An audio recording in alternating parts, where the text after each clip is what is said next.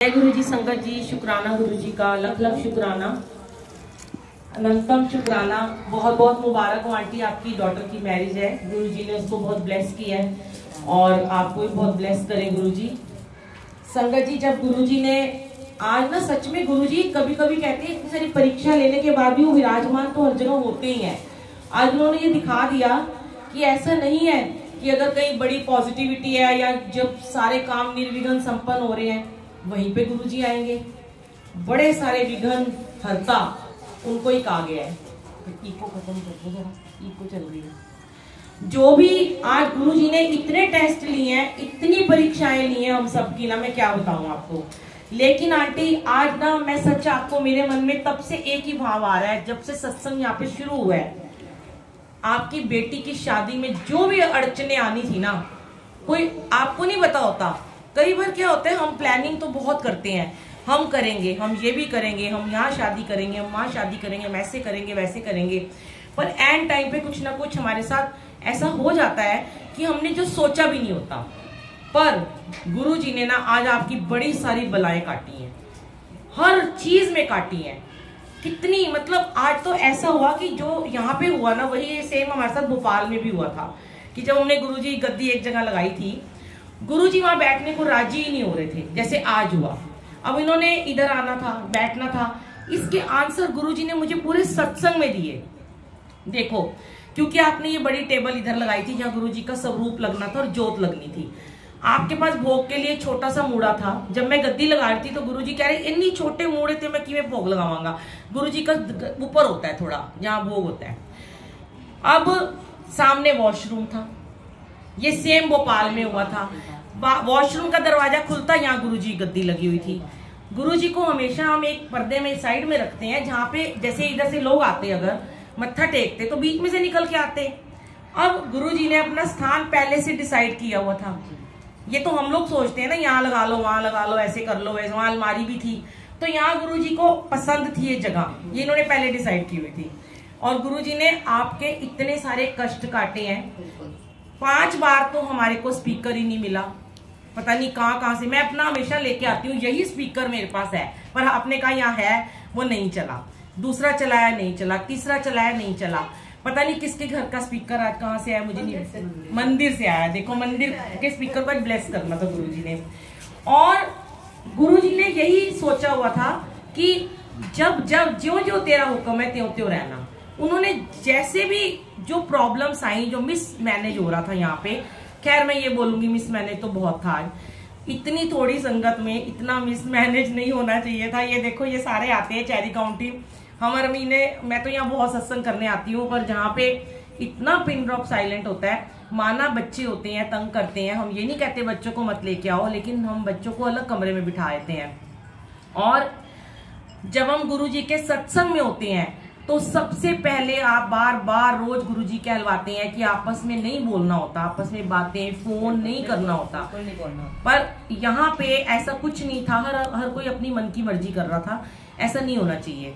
गुरुजी के सत्संग में मन मर्जियां, जिदबाजी नहीं चलती है। यहाँ पे कोई जिद वालों का, चलाके वालों का, अहंकार वालों का कोई काम नहीं होता। अगर हमें शुक्राना करना चाहिए कि इतनी विघ्न होने के बावजूद सत्संग हो गया।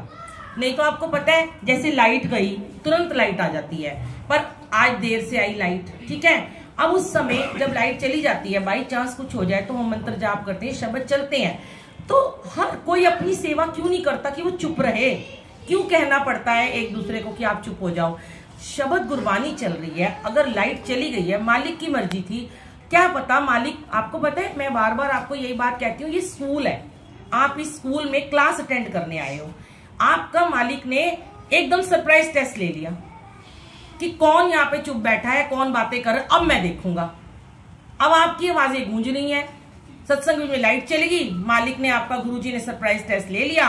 अब क्या हुआ? मेरा तो क्या चला गया, नंबर तो आप सबके कटे हैं, मेरे थोड़ा कटे हैं। मैं तो फिर भी सेवा कर रही हूँ। वो बच्चा भी बोल रहा है चुप हो जाओ, फोन बंद कर दो, नहीं करते हो। उस समय अगर आपको बिल्कुल ध्यान में बैठे हो ना, तो मैं ये कहती हूँ एक दूसरे का ध्यान भंग करने का आप लोगों को कोई किसी को हक नहीं है कि हम एक दूसरे का ध्यान भंग करें।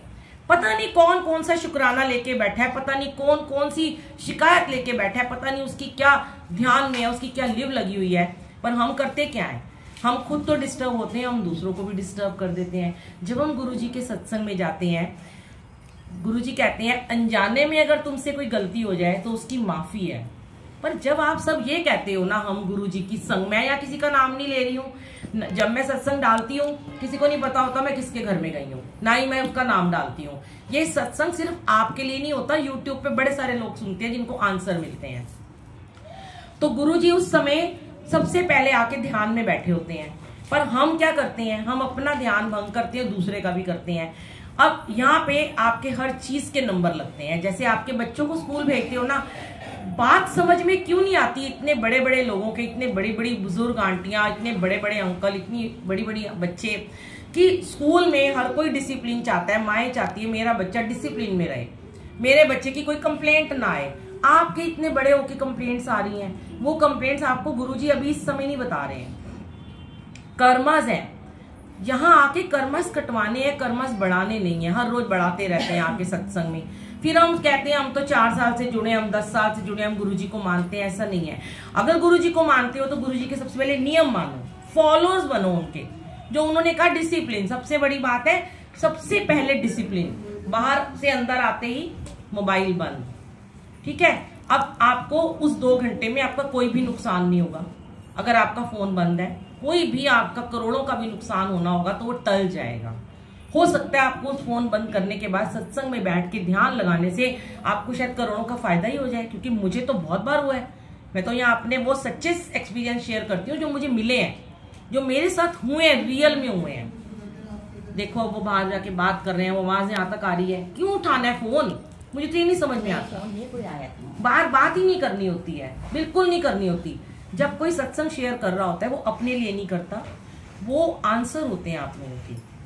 कितनी बार गुरुजी ने ऐसा किया कि हमारा फोन देखो एयरप्लेन मोड पे रहता है, हम तो देखते भी नहीं कब से आए हुए हैं, और अब जब तक जाएंगे नहीं ऐसे ही रहेगा, हम फोन नहीं उठाएंगे। कितनी बार ऐसा होता है घर में कुछ किसी के हो जाता है, कोई मिस हैपनिंग हो जाती है, कुछ हो जाता है, पर हमें भी तो हुक्म नहीं है जब हम सेवा में आए।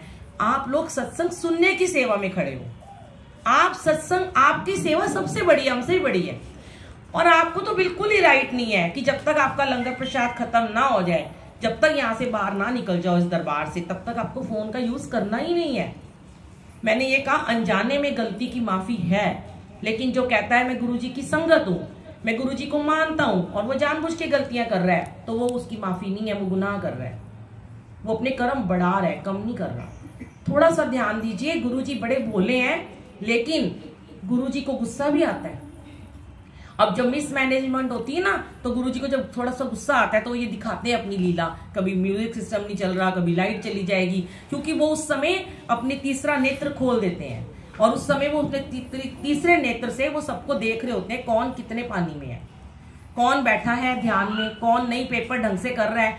ये पेपर ही तो है, आपकी आंखें बंद है। मैं तो कहती हूँ गर्मी हो, ओले पड़ रहे हो, बारिश हो, लाइट चली जाए, अंधेरा हो जाए, कुछ भी हो जाए, बर्फ गिर रही हो, अगर आपकी आंखें बंद है और आपका ध्यान गुरु चरणों में, गुरु की बानी पे है, तो कोई मजाल ही नहीं आपको कोई डिस्टर्ब भी कर जाए।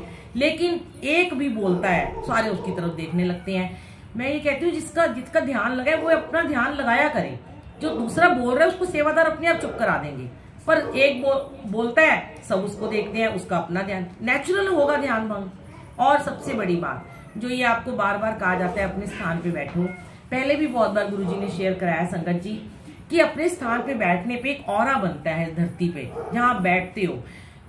यहाँ पे आप देखो, आप बड़े मंदिर जाते हो, आप बड़े मंदिर में एक बार कह दो कि मैं यहाँ नहीं बैठूंगा, जब आपको आगे बिठाते हैं गुरुजी के पास, हर कोई चाहता है मैं गुरुजी के आगे आगे जाके बैठ जाऊं, कोशिश करते हैं सबसे पहले जाके बैठ जाऊं। वहां आपके घुटने, आपकी पीठ क्यों नहीं दर्द होती? वहां अगर आपको 1 घंटा बिठाया, लंगर के लिए वेट करनी पड़ रही है, वहीं बैठे रहोगे, पीठ लगाने की वहां जगह नहीं है, बैठे रहोगे, क्योंकि गुरुजी हमारे इसी तरीके से कर्म कटवाते हैं। आपको क्या पता, अगर आपको आज बिना सहारे के बिठाया है तो आपकी प्रॉब्लम्स ठीक कर रहे हैं। अभी नहीं समझ रहे ये बातें। मैंने आंटी को कहा, आंटी को बहुत बड़ी प्रॉब्लम थी, इन्होंने आते ही मुझे बताया कि मैं जमीन पे बैठ ही नहीं सकती। इन्होंने कहा शायद मेरा ऑपरेशन होगा। देखो कितनी अच्छी बात है कि सेवादार का कहना मान लेना कि वो अगर बोल रहा है तो वो अपने फायदे के लिए तो नहीं बोल रहा। मैंने कहा आंटी आज आप जमीन पे बैठ जाओ, मेरे कहने से मेरे कर्म कैसे कटे हैं, शायद आपको आज के बाद ऑपरेशन कराने की जरूरत ही ना पड़े। इतनी बड़ी बात गुरुजी के दरबार में गुरुजी ने बुलवाई है। आंटी 2 घंटे से नीचे बैठी हुई है ना, जो कह रही मैं जमीन पे, और मैं खुद कहती हूँ आज जब आंटी उठेंगी और सबसे ज्यादा डांस यही करेंगी देखना, क्योंकि इनको दर्द होगा ही नहीं। आज ये दरबार है विश्वास का, शक्ति का। यहाँ भक्ति में शक्ति तब मिलती है जब आप विश्वास करते हो, और उनको आज शक्ति मिली है क्योंकि उनका विश्वास था। अगर उनका विश्वास नहीं होता, बहुत जगह जाती हूँ, नहीं मानते लोग, जिद पे अड़ जाते हैं, मैं तो मूड़े पे ही बैठूंगा।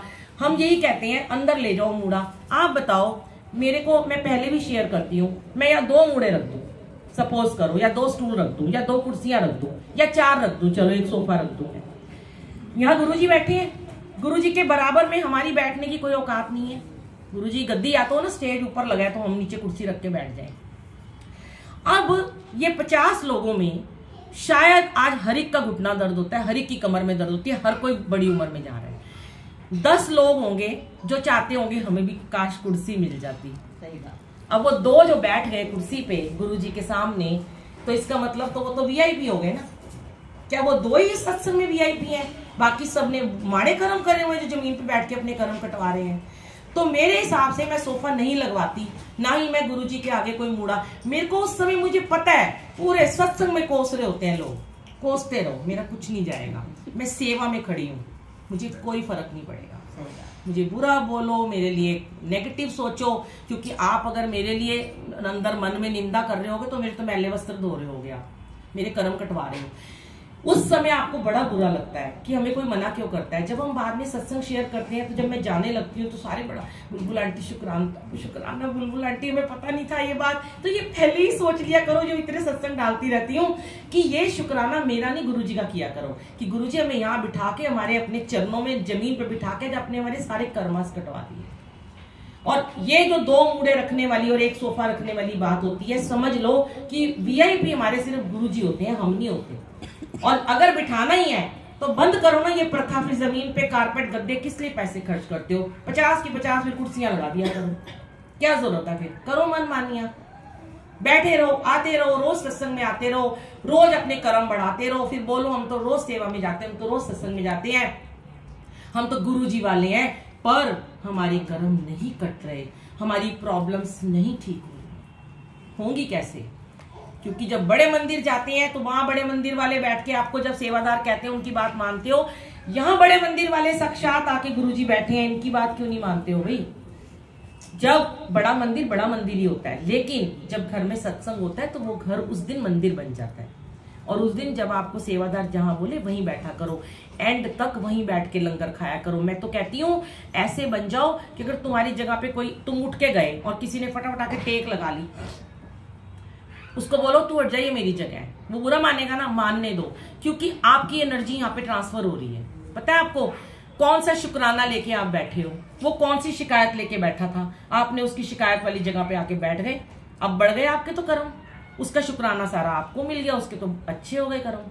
तो इसलिए यहाँ पीठ दर्द, टांगे दर्द, कुछ भी हो ना, तो जहां आपको सेवादार, अब मैंने अंदर ही देखा आंटियां अंकल एक जगह से 6 जगह चेंज कर ली होंगी, जबकि रोज मेरे सत्संग सुनते हैं, पर अभी समझ ही नहीं रहे।